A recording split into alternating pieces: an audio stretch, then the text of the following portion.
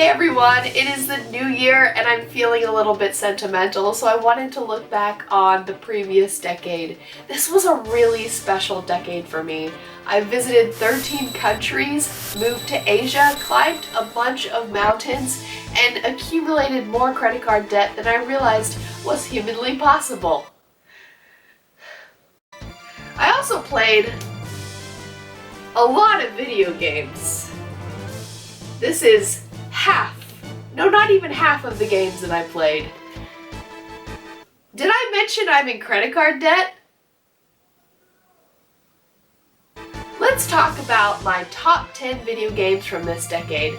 I know that I'm probably gonna miss a few, so if you think that I forgot one, let me know in the comment section, but let's just talk about, in no particular order, what my favorite 10 games of this decade from 2010 to 2020 was. Let's get started. We have to start this list with Grand Theft Auto. This game sold like hotcakes. Even after its initial release date, it was one of the best sold video games of all time. Not even the best sold video game, one of the best sold entertainment products of all time.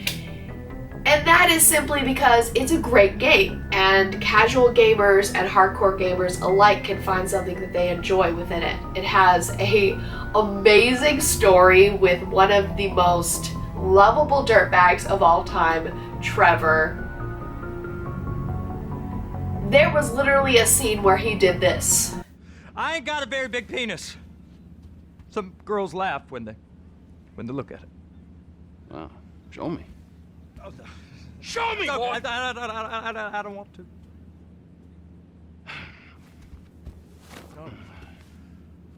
Mine ain't nothing special, but this boy gets the job done. All right?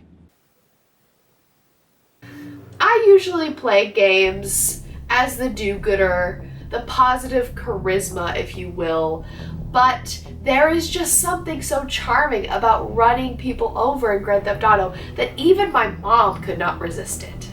Next, I should talk about Mass Effect 2.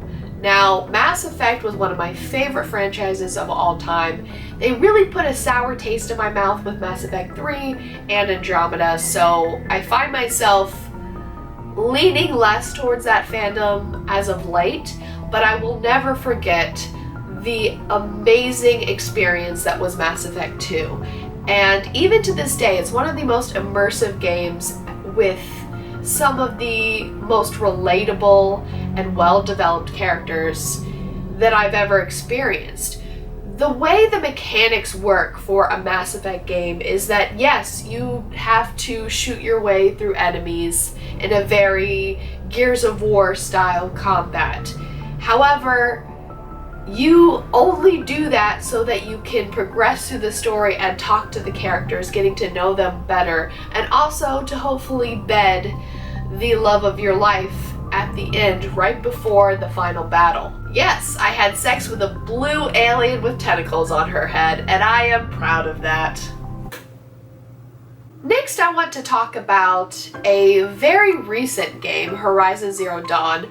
This was actually one of the first games that I remember playing when I moved to Taiwan, and it's one of the first games that really stuck out to me as of late. Not only does it have a great story, which is kind of a requirement for me when it comes to a great game, but it's one of the most unique premises. It takes place in this like post-apocalyptic Stone Age. It's when society is starting again for the first time after an apocalypse, and there are all these dinosaur-like robots roaming around that you have to shoot with bows and arrows. The boss fights constantly had me pulling my hair out, which isn't that unheard of because we all know that my gameplay is not that good. Why do you keep asking me to do Let's Plays? Now, of course, I'm going to talk about The Last of Us in this video. The Last of Us is one of the most cinematic experiences that I've ever encountered in a game, and that's not a bad thing. In the same way that a really well-made film conveys meaning through acting and writing, The Last of Us puts so much into the performances of the actors and the little subtle cues of the dialogue, and that makes for a very artistic and profound experience. And the thing that I really love about The Last of Us is that it steers away from these common tropes that we're used to experiencing, at least in the early 2000s, with the epic hero. Joel is not a morally sound character. In fact, he's very morally ambiguous, but we sympathize with him because the game first shows us why he is hardened and why he is afraid to let Ellie in. And the game tells the story in such a subtle way. For example, there's one moment where he looks at his watch, and we can tell by him looking at his watch that he's thinking of his late daughter. And it's just all of these subtle movements and storytelling that makes The Last of Us a game that absolutely everyone should play, and in my opinion proves that a video game can be a piece of art. Speaking of a cinematic experience, I wanted to mention God of War, because God of War plays out like a movie. In fact, it's shot in a one-shot style, allowing the transitions between gameplay and cutscene to flow seamlessly. The characters of this story are so unique, and the world is beautiful and brutal. God of War is one of the best games I've played recently, and I think that everyone should pick it up at some point. Bioshock Infinite. Bioshock is one of those classic examples of the video game twist that makes you rethink the entire experience. It makes you realize that everything that you knew was a lie. Bioshock Infinite takes that to the next level and makes you realize that maybe everything in the universe is a lie. But if you're not into this weird sci-fi stuff and the twist and the whole parallel universe stuff, you can find enjoyment in the arena-style shooting and the unique experience of being able to go down a roller coaster and jump on and off it with your skyhook, killing people as you go with your melee attacks and several different guns. I don't know if you realize this, but Bioshock revolutionized shooters. It was one of the first games that was like, hey, why don't we put like powers in this hand and a gun in this hand and just see what happens. But also, let's just throw you in an arena style gameplay and throw all these different enemies towards you. In fact, we're gonna put this big daddy in your way that is twice your size, and if it hits you once, you're just gonna die. Let's do that. And it worked. The Witcher 3. Oh yes, of course I'm going to mention The Witcher in this. If you guys aren't sick of me talking about The Witcher by now, because the Netflix series is out and I've been talking about Witcher nonstop on this channel, this is one of the best role-playing games ever made. It may be the best role-playing game ever made. Possibly. Before I played The Witcher 3, I thought that you had to make sacrifices in terms of the gameplay, in terms of the story building and the graphics, if you wanted to have a massive world. I remember playing games like Skyrim where, sure, it had a really big map, but every once in a while, if you wanted to rob a store, you could just put a bucket on the store owner's head and rob the store blind. Those were the kind of things that I was used to experiencing in a game that had a large map. Then comes The Witcher, and you realize that you can have a really large game, but also have a very rich story, a lot of things to do, and everything that you do is meaningful.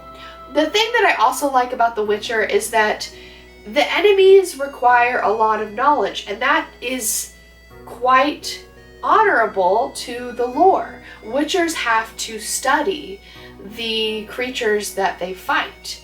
They have to know those creatures' weaknesses and they have to prepare for the fight. And that's why I like The Witcher. Great gameplay and also a rich world that actually feels functional. Now, I don't know if this counts as a game. It's not technically a game, it was a demo, but I do want to say that PT is one of my favorite games. I think it's my favorite horror game. It was actually just a demo for the new Silent Hill games that Kojima was going to develop, but that game never got made. And that's kind of what attributes to the legacy of this demo. You could only download it for a short amount of time, and I'm not sure if you can still get it. I downloaded it on my PS4 and I luckily downloaded it before it was taken off the PlayStation Store, and I've replayed it several times and cried tears of fear every single time I've played it. PT has this unique ability to terrify you with the most mundane things, and it's not a jump scary, although there are a couple of jump scares. It's not like that traditional, what I think of in terms of horror. You're just this defenseless character wandering through a hallway, and maybe it's just the mystery of what could this game have been that makes it so profound to me, and I will always wonder how amazing or how mediocre that game would have been, but the demo itself stands alone as a fantastic game. Borderlands 2. Borderlands 2 is the ultimate loot and shoot, and it's so interesting to me that different video game companies have attempted to make loot and shoot games and failed miserably. Borderlands is just simply a great formula. It has everything that you need for a rewarding gameplay experience. It has millions of guns. In fact, in this most recent Borderlands, there are billions of guns, so you're never bored of walking around and looting. And I am really enjoying the most recent Borderlands, but nothing quite compares to the villain of Handsome Jack. He's a very entertaining villain and a lovable antagonist, I guess I could say. But let him speak for himself. Hey, how did freckles suck? How's your day been, buddy? We haven't really talked much since I left you for dead. Hey, you think you'll freeze to death out there? No, probably not. Bandits will get you first. My day? Been pretty good. Just bought a pony made of diamonds. Yeah, because I'm rich. So, you know, that's cool. Goodbye. I'm racking my brain trying to think of a name for that diamond pony I bought. I was going to call it Piss for Brains in honor of you, but that just feels immature. Hey, maybe Butt Stallion? Nah, that's even worse. I'll tell you what, I'll give it some more thought. Now, the last game on my list, I'm not sure most of you will have heard of. It's a small indie game called This War of Mine, and I was debating which indie game I should put on here because I knew that I should put one, but I specifically chose this one because it's the game that I've probably replayed the most. It's a side-scroller survival game with very few resources. You have little time, you have little resources, and the very object of the game is just to gather resources so that your characters can survive.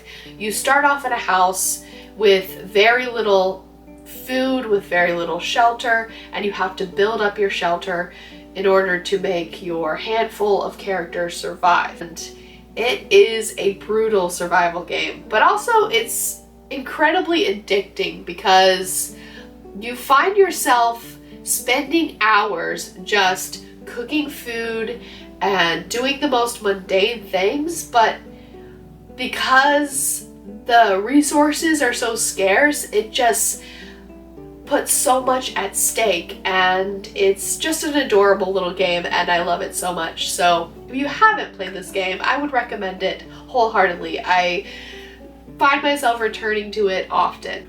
So everyone, I hope that you enjoyed this video on my top 10 games from this decade. Let me know what your top 10 are in the comment section below and any suggestions for videos for the future. Stay tuned for more content.